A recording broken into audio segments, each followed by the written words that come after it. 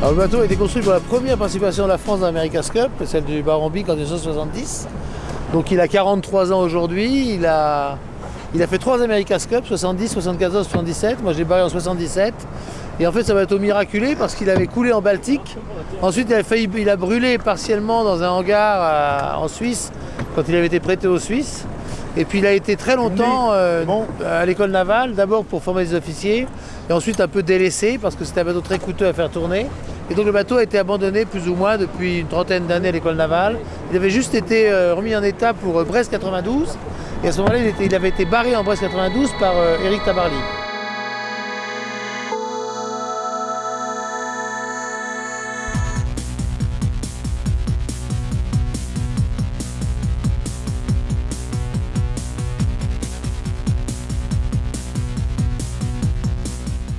C'est l'unique et seul représentant de la grande pêche.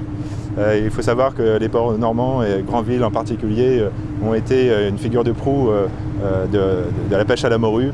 Et donc aujourd'hui, ce dernier patrimoine est basé à Granville dans la Manche. C'est le plus grand navire en bois français historique.